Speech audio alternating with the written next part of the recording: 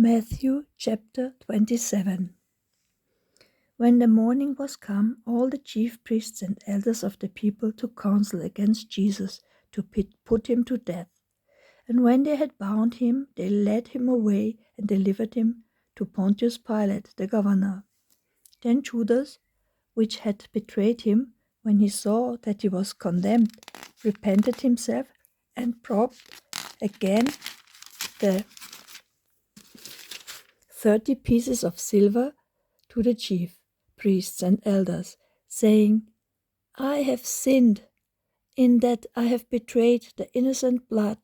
And they said, What is that to us? See, do that. And he cast down the pieces of silver in the temple, and departed, and went and hanged himself. And the chief priests took the silver pieces, and said, It is not lawful to put them into the treasury, because it is the price of blood. And they took counsel, and bought with them the potter's field to bury strangers in. Wherefore that field was called the field of blood unto this day. Then was fulfilled that which was spoken by Jeremy the prophet, saying, And they took the 30 pieces of silver, the price of him that was valued, whom they of the children of Israel did value, and gave them for the potter's field, as the Lord appointed me. And Jesus stood before the governor, and the governor asked him, saying, Art thou the king of the Jews? And Jesus said unto him, Thou sayest. And when he was accused of the chief priests and elders, he answered nothing. Then said Pilate unto him, Hearest thou not how many things they witness against thee? And he answered him, To never a word, inasmuch that the governor marveled greatly. Now at that feast the governor was wont to release unto the people a prisoner, whom they would. And they had then a notable prisoner called Barabbas. Therefore when they were gathered together, Pilate said unto them, Whom will you that I release unto you, Barabbas or Jesus, which is called Christ? For he knew that for envy they had delivered him. When he was set down on the judgment seat, his wife sent unto him, saying, Have thou nothing to do with that just man, for I have suffered many things this day in a dream because of him. But the chief priests and the elders persuaded the multitude, and they should ask Barabbas and destroy Jesus. The governor answered and said unto them, Whether of the twain will you that I release unto you? They said, Barabbas. Pilate said unto them, What shall I do then with Jesus, which is called Christ? They all said unto him, Let him be crucified. And the governor said, Why? What evil had he done? But they cried out the more, saying, Let him be crucified. When Pilate saw that he could prevail nothing, but that rather a tumult was made, he took water and washed his hands before the multitude, saying, I am innocent of the blood of this just person. See you to it. Then answered all the people and said, His blood be on us and our children.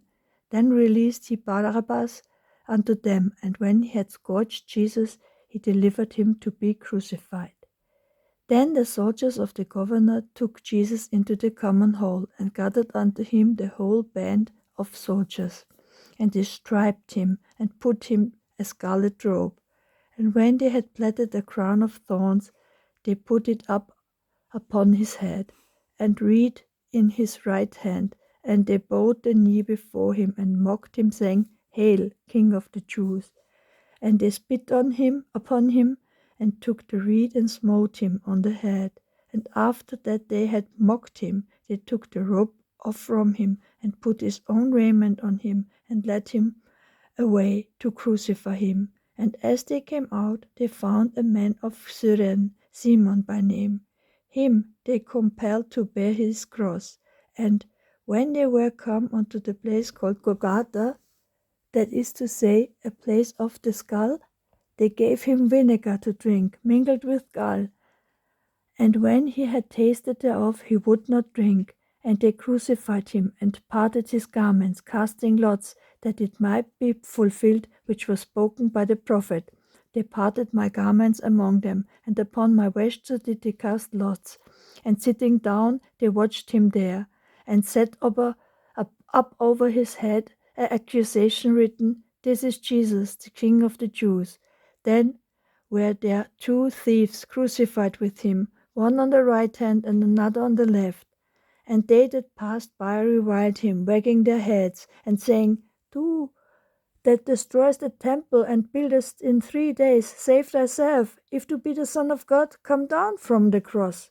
Likewise also the chief priests mocking him with their scribes and elders. He saved others, himself cannot save. If he be the King of Israel, let him now come down from the cross, and we will believe him. He trusted in God, let him deliver him now, if he will leave him, for he said, "I am the Son of God." The thieves also which were crucified with him cast the same in his teeth. Now from the 6th hour there was darkness over all the land until the 9th hour. And about the 9th hour Jesus cried with a loud voice, saying, "Eli, Eli, lama sabachthani," that is to say, my God, why hast thou forsaken me?" Some of them stood there when they heard that, said, "This man called for Elias." And straightway one of them ran and took a sponge and filled it with vinegar and put it on a reed and gave him to drink. The rest said, "Let be, let us see whether Elias will come to save him." Jesus, when he had cried again with a loud voice, yielded up the ghost. And behold, the veil of the temple was rent in twain from the top to the bottom, and the earth did quake, and the rocks rent. And the graves were opened, and many bodies of the saints which slept arose, and came out of the grave after his resurrection, and went into the holy city, and appeared unto many. Now when the centurion and they that were with him, watching Jesus, saw the earth quake, and those things that were done, they feared greatly, saying, "Truly, this was the Son of God." And many women were there beholding afar off, which followed Jesus from Galilee, ministering unto him, among which was Mary Magdalene, and Mary the mother of James and Joseph, and the mother of Zebedee's children.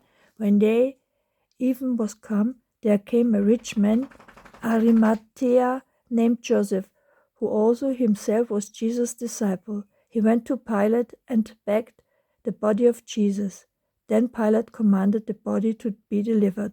And when Joseph had taken the body, he wrapped it in a clean linen cloth, and laid it in his own new tomb, which he had hewn out in the rock, and he rolled a great stone to the door of the sepulchre, and departed.